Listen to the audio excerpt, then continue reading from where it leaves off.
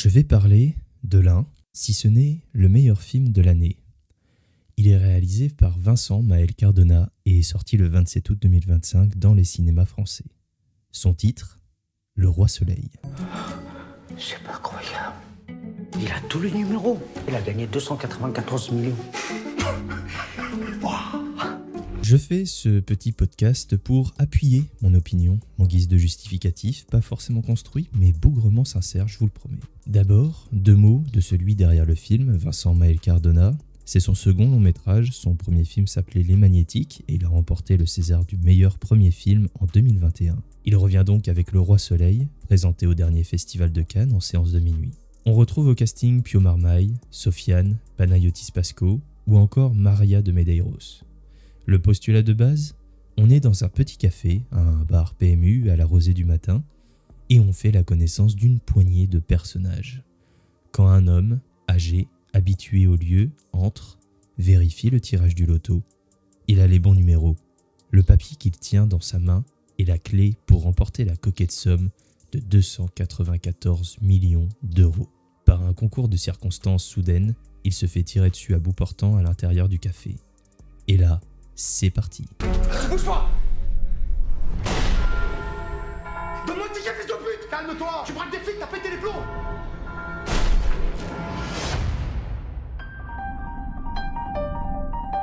Il est mort, le vieux monsieur là? Ouais. Mais moi, je te propose qu'on raconte une autre histoire. Tout le monde à égalité. 36 millions. C'est pas assez? Le Roi Soleil est sans aucun doute le meilleur film français que j'ai pu voir cette année et probablement l'un des meilleurs films de l'année. D'abord l'image, le soin apporté à l'image. Le film a une patine, un grain, un aspect tellement mémorable.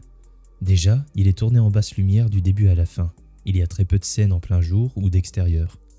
Pour cela, le directeur de la photo doit constamment travailler avec de faibles lumières. Et ça n'est pas vain. La mise en scène joue avec les ombres, les zones d'obscurité et celles en pleine lumière, pour insuffler au spectateur un sentiment de danger ou quelque chose d'imprévisible dans ce bar dont on se retrouve peu à peu prisonnier.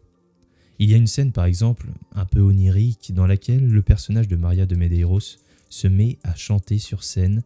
Il y a donc un jeu de lumière qui s'opère, qui se met en place sur le visage de 2 personnages qui sont face et semblent comme communiquer sans parole, juste avec un jeu de regard parfaitement sublimé par les stromboscopes qui viennent caresser leur visage. Il y a tellement de plans qui me restent en tête, des plans fixes mais aussi des mouvements où la caméra parcourt le café comme un spectre qui vogue entre ses murs. Ou même une des rares scènes d'extérieur au lever du jour où la caméra filme le sommet d'une église, elle part en contre-plongée pour parcourir les branches d'arbres austères sans feuilles pour arriver finalement au sujet, au sol. Et ce mouvement m'obsède. En plus, le contraste entre le noir de l'église et les branches d'arbres à contre-jour, avec le ciel clair-obscur, légèrement bleuté par l'arrivée du soleil pas encore levé. Il y a presque une dimension impressionniste dans ce plan qui est vraiment exceptionnel. Ensuite, l'histoire. Déjà, les acteurs sont magnifiquement servis par des dialogues d'une justesse. Leur interaction et la manière que chaque comédien a de s'emparer du texte pour donner du corps à son perso, c'est vraiment brillant. Aussi, l'écriture et le montage sont assez particuliers, dans le sens où l'enjeu principal pour les personnages est de trouver un plan de sortie pour justifier la mort du vieil homme et quoi faire du ticket gagnant. Ainsi, on va d'abord suivre chaque perso indépendamment. Cela va permettre aux spectateurs de se familiariser avec eux, même s'ils gardent chacun une part de mystère dans le récit. Du coup, on va revoir certains instants, mais d'un point de vue différent, en suivant un personnage différent ou alors une configuration différente qui va brouiller pendant un court instant notre rapport à la réalité. Là où on est plongé au cœur de la psyché du perso, on va découvrir comment il se projette dans la situation et quelle version de l'histoire il préfère raconter pour s'en sortir. Ce qui fait qu'il n'y a quasiment aucun d'entre eux qui est safe. Ils nous apparaissent tous d'abord familiers, mais on oscille rapidement entre des moments de confiance et de méfiance envers eux. Du coup, on ne peut pas réellement s'attacher à un personnage en particulier. Mais c'est cool, parce qu'on est vraiment plongé au cœur de la situation. Ce qui va nous mettre dans une posture particulière vis-à-vis du film. Le spectateur est ainsi intégré à celui-ci. Il prend part au récit, on se questionne avec les personnages, on est surpris lorsqu'ils sont surpris. C'est un choix de narration qui est assez osé et qui peut avoir tendance à décontenancer.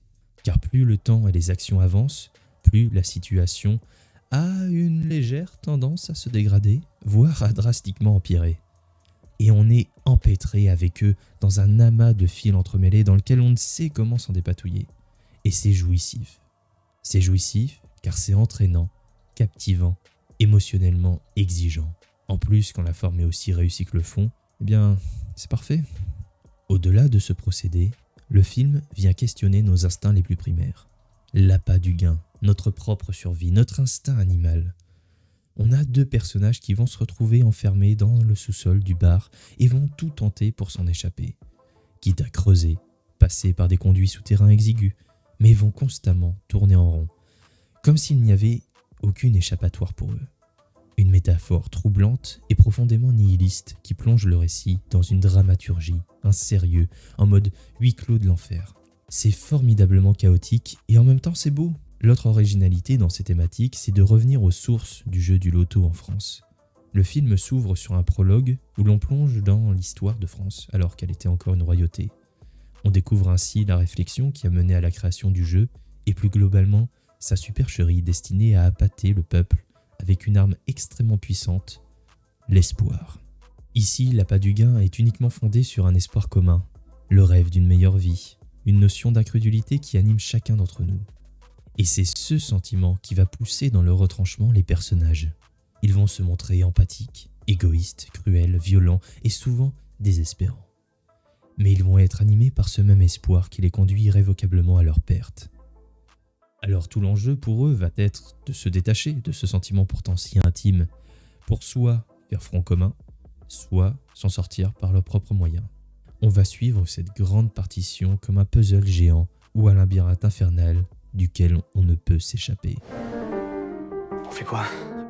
On doit tous raconter la même chose. On réfléchit, on gamberge, on s'adapte.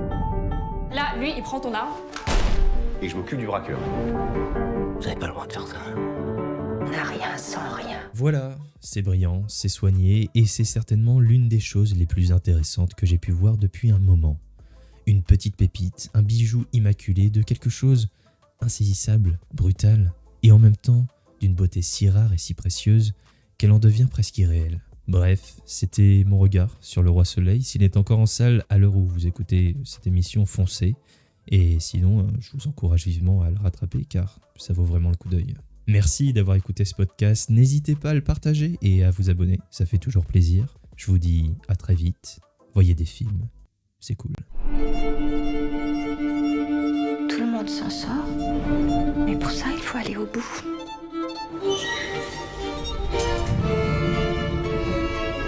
Personne ne saura jamais ce qui s'est passé ici. En fait, c'est fou parce que tu payes ton ticket. Y'a rien de plus égalitaire. N'importe qui peut gagner.